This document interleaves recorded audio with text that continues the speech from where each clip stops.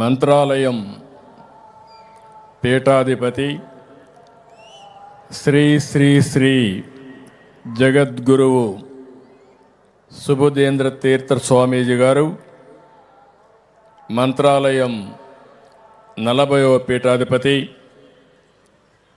శ్రీ శ్రీ శ్రీ రమ్యానంద భారతి స్వామిని మంత్రమహేశ్వరి శ్రీ శక్తిపీఠం చంద్రగిరి శ్రీ మారెళ్ల వంశీ కృష్ణ మహాన్యూస్ ఎండి పద్మశ్రీ మాడుగుల నాగపణి శర్మ ప్రముఖ తెలుగు కవి శతావధాని ఇటీవలే పద్మశ్రీ కూడా వచ్చింది.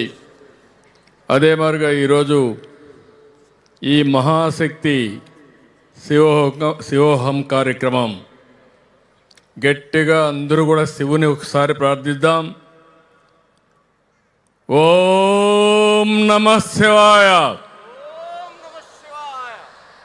ఇంకా గట్టిగా చెప్పాలి. ఓం నమః శివాయ. ఓం నమః శివాయ. ప్రజలందరికీ మహాశివరాత్రి శుభాకాంక్షలు. ఇక్కడికి వచ్చిన వాళ్ళు పుణ్యక్షేత్రాలని శైవ క్షేత్రాలన్నీ దర్శించుకుంటున్నారు. ఎప్పటికప్పుడు నేను కూడా సమాచారం తెప్పిస్తున్నాను. అన్ని శివాలయాలు కిక్కిరిసి ఉన్నాయి. ఎక్కడికక్కడ భక్తులందరూ కూడా శివుని ప్రార్థించి ఆశీస్సులు తీసుకుంటున్నారు. ఈరోజు మహాభక్తి ఛానల్ నిర్వహిస్తున్న మహాశివరాత్రి మహాజాగరణ శివోహం కార్యక్రమానికి వచ్చిన భక్తులందరూ ఒకసారి చూస్తే రాత్రి అంతా కూడా మీరు ఇదే మాదిరిగా ఉండి శివరాత్రి పూర్తిగా గడిపే పరిస్థితికి వస్తున్నారు. ఇప్పుడే చాలామంది మాట్లాడారు. దేవతల కొలువైన ప్రాంతం, దేవతల రాజధాని అమరావతి. ఈరోజు మనందరం కూడా శివుణ్ణి ప్రార్థిస్తున్నాం. నేను ఎప్పుడు ఒకటే కోరుకున్నా, మళ్ళీ ఒకప్పుడు హైదరాబాద్ సికింద్రాబాద్ నగరం ఉంటే ఆ రోజు నేను సైబరాబాద్ నగరానికి శ్రీకారం చుట్టాను. అది భవిష్యత్తు నగరంగా ఆ రోజు ఆలోచించాం. ఈరోజు మీరు ఆలోచిస్తే అమరావతి భావి తరాలకు ఒక ఆదర్శమైన నగరం. దేవతల రాజధాని అమరావతి అయితే ఈ ప్రజా రాజధాని ప్రపంచంలోని తెలుగు ప్రజల కీర్తి ప్రతిష్టలు పెంచుతుంది. ఆ విధంగా చేయమని శివుణ్ణి ప్రార్థించానని చెప్పి కూడా నేను మీకు తెలియజేస్తున్నా. నేను ఎప్పుడు కూడా దేవుణ్ణి ప్రార్థిస్తే ఈ రాష్ట్రం బాగుండాలి, పోలవరం ప్రాజెక్టు పూర్తి కావాలి, నదుల అనుసంధానం జరగాలి, ప్రతి ఎకరాకు నీళ్లు ఇవ్వాలి, అభివృద్ధి జరగాలి, సంపద సృష్టించబడాలి. మళ్ళీ ఆ సంపద పేదలకు ఎప్పటికప్పుడు అందుబాటులో సమిక్షేమ అభివృద్ధి కార్యక్రమాల ద్వారా జరగాలని. అందుకే ఈరోజు కూడా కోరుకున్నాను, స్వర్ణాంధ్ర 2047 2047కి ఈ రాష్ట్రంలో పేదరికం లేకుండా అందరికీ సమానమైన అవకాశాలు వచ్చి మన జీవన ప్రమాణాలు పెరగాలనేది నా ఆలోచన. అదే ఈరోజు శివుణ్ణి కోరుకున్నాను. ఇంకో పక్క మన రాష్ట్రం ఆంధ్రప్రదేశ్ అంటేనే ఆలయాలు, అత్యంత ప్రసిద్ధి పుణ్యక్షేత్రాలు, జ్యోతిర్లింగం, శక్తిపీఠం, ఒకే చోట కొలువైన శ్రీశైల మల్లికార్జున స్వామి ఆలయం మన రాష్ట్రంలో ఉండడం మన అదృష్టం అని చెప్పి మరొకసారి మీ అందరికీ విజ్ఞప్తి చేస్తున్నా. ఒక శ్రీశైలమే కాదు, పంచరామాలు, శ్రీకాళహస్తి, లేపాక్షి, దక్షిణ కాశీ, దాక్షారామం, మహానంది, శ్రీముఖలింగం, కోటప్ప కొండ ఇలాంటి పుణ్యక్షేత్రాలు ఈ రాష్ట్రంలో ఉన్నాయి. ఉదయం నుంచి సమాచారం తెప్పిస్తే ఎక్కడ చూసినా భక్తులతో కిటకిటలాడుతున్నాయి. ప్రతి ఒక్కరు కూడా ఈ యొక్క కార్యక్రమంలో నిమగ్నమయ్యారని చెప్పి కూడా నేను మీకు తెలియజేస్తున్నాను. నేను ఒకటే మీ అందరికీ విజ్ఞప్తి చేస్తున్నాను. దేవాలయాల సంరక్షణ కోసం, నిర్వహణ కోసం ఈ ప్రభుత్వం అత్యంత ప్రాముఖ్యత ఇస్తాం. ప్రతి గుడిలో దీపం వెలగాలి, ప్రతి నిత్యం నైవేద్యం పెట్టాలనేది మా విధానం. అందుకే దేవాలయాల సేవలో అనూహ్యమైన మార్పులు తెచ్చాం. దేవాలయ పవిత్రత, భక్తుల విశ్వాసం పెరిగేలా అన్ని చర్యలు తీసుకుంటామని మరొకసారి మీ అందరికీ విజ్ఞప్తి చేస్తున్నాను. భక్తుల మనోభావాలు, సెంటిమెంట్లు గౌరవిస్తూ పవిత్రత పెంచవలసిన బాధ్యత మనందరిపైన ఉంది. ఒక భక్తులపైనే కాదు, పాలకులపైన కూడా ఉంది. తప్పకుండా ఈ రాష్ట్రంలో ఆ పవిత్రతను కాపాడతానని ఈ మహాశివరాత్రి సందర్భంగా మీ అందరికీ హామీ ఇస్తున్నానని చెప్పి మీకు తెలియజేస్తున్నా. ఎన్టీ రామారావు గారు 1985లో తిరుమలలో అన్నదానాన్ని ప్రవేశపెట్టారు. ఈరోజు అక్కడ చూస్తే దగ్గర 2 లక్షల మందికి అన్నదానం పెట్టే పరిస్థితికి వచ్చాం. నేను ముఖ్యమంత్రి అయిన తర్వాత ప్రాణదానం అనే కార్యక్రమానికి శ్రీకారం చుట్టాం.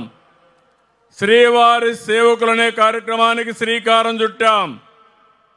ఇప్పుడు మీరు చూస్తే దేశం మొత్తం 5,000 దేవాలయాలు కట్టాలని, రాజధానిలో పెద్ద దేవాలయాలు కట్టాలని, ప్రపంచంలో ఎక్కడ హిందువులున్నా అక్కడ వెంకటేశ్వర స్వామి దేవాలయం ఉండాలనేది నా సంకల్పం.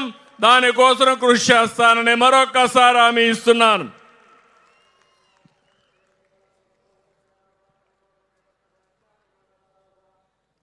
చాలామంది ఇప్పుడు కూడా మాట్లాడారు.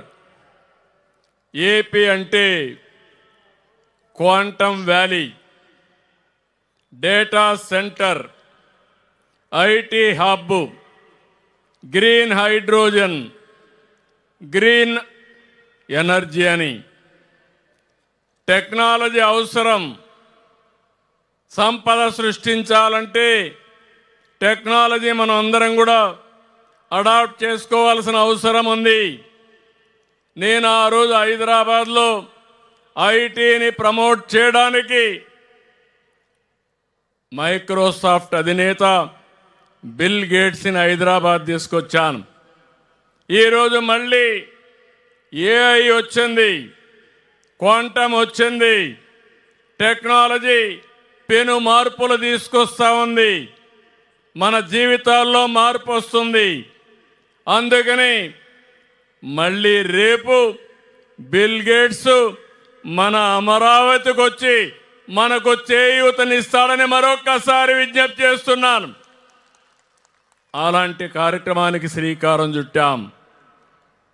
అయితే ఆంధ్రప్రదేశ్ రాష్ట్రం ఒక టెక్నాలజీలోనే కాదు, ఒక ఆధ్యాత్మిక కేంద్రంగా ఉంటుంది.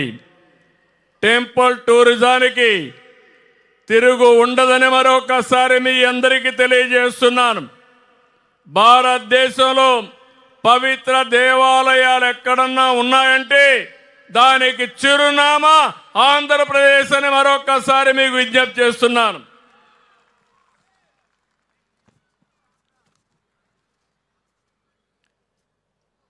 దేవాలయాలకు, జాతరలకు బాగా ఇటీవల కాలంలో రద్దీ పెరిగింది. దానికి మా ఆడపడుచులను చూస్తే అనిపిస్తుంది. నేను శ్రీ శక్తి కింద ఆడబిడ్డలు ఎక్కడికి పోవాలన్నా ఉచిత ప్రయాణ సౌకర్యం ఏర్పాటు చేశాను. బస్సులన్నీ ఫుల్గా ఉన్నాయి, దేవాలయాలన్నీ కిటకిటలాడుతున్నాయి. భక్తులందరికీ కూడా దేవుణ్ణి దర్శించుకుని ఆశీస్సులు తీసుకునే పరిస్థితి వచ్చింది. అది కూడా ఒక కారణం. ఈరోజు మా ఆడబిడ్డలు ఎక్కడికి పోవాలన్నా ఎవరిని అడిగే పని లేకుండా ఈరోజు ఉచిత ప్రయాణ సౌకర్యం చేసే ఏర్పాటు కల్పించామని చెప్పి కూడా నేను మీకు తెలియజేస్తున్నాను. ఈరోజు మహా న్యూస్, మహా ఎంటర్టైన్మెంట్ ఛానల్ నడుపుతూ మరోవైపు మహాభక్తితో అందరిలో ఆధ్యాత్మిక చైతన్యాన్ని తెస్తున్న మహాశక్తి మన వంశీ. ఆయనకు ఆయన బృందానికి మనస్ఫూర్తిగా అభినందిస్తున్నాను. ఆదాయం కోసం మహా టీవీ రన్ చేస్తే భక్తి కోసం, దేవుని ఆశీస్సుల కోసం ఈరోజు ఆయన భక్తి ఛానల్ కూడా రన్ చేస్తున్నాడు. నేను పోయిన సంవత్సరం ఇక్కడ చూశాను.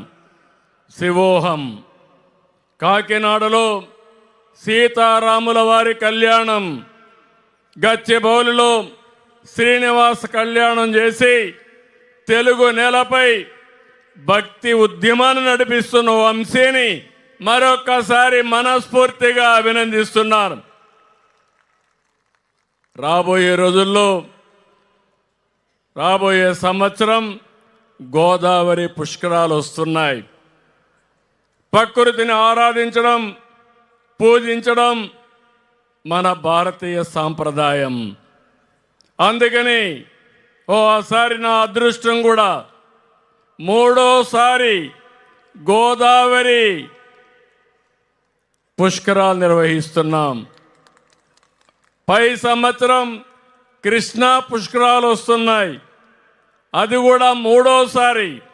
నేనే ముఖ్యమంత్రిగా ఉండి 12 సంవత్సరాలకు ఒకసారి వచ్చే పుష్కరాలు 3 సార్లు చేయడం నా అదృష్టంగా నేను భావిస్తున్నానని చెప్పి కూడా నేను మీకు తెలియజేస్తున్నాను. అన్ని కూడా మీరందరూ కూడా ఇప్పటి నుంచే సహకరించి ఈ పుష్కరాల్ని మనం జయప్రదం చేసుకుంటూ ప్రకృతిని ఆరాధిద్దాం. నదుల్ని, చెట్లను, పశు సంపదను ఆరాధించే సాంప్రదాయం భారతీయ సాంప్రదాయం. విలువలుండే సాంప్రదాయం భారతదేశ సాంప్రదాయం.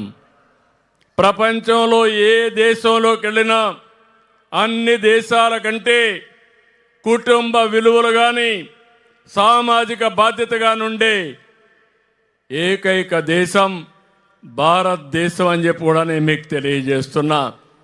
అలాంటి భారతదేశంలో పుట్టడం మనందరి అదృష్టంగా భావిస్తూ మరొక్కసారి మహాశివుడు మనందరికి కూడా అష్ట ఐశ్వర్యాలు ఇవ్వాలని, సంపదనివ్వాలని, అదే సమయంలో విలువలతో కూడిన సమాజం కోసం ముందుకు పోయే విధంగా ఆశీర్వదించాలని మరొక్కసారి కోరుకుంటూ, రాష్ట్ర ముఖ్యమంత్రిగా పేదలందరికీ న్యాయం జరగాలి, పేదరికం లేని సమాజం ఉండాలి, అందరికి కూడా మెరుగైన జీవన ప్రమాణాలు కల్పించాలని శివుణ్ణి ప్రార్థిస్తూ మీ అందరి దగ్గర సెలవు తీసుకుంటున్నాను. అందరికీ నమస్కారాలు. ఓం నమః శివాయ.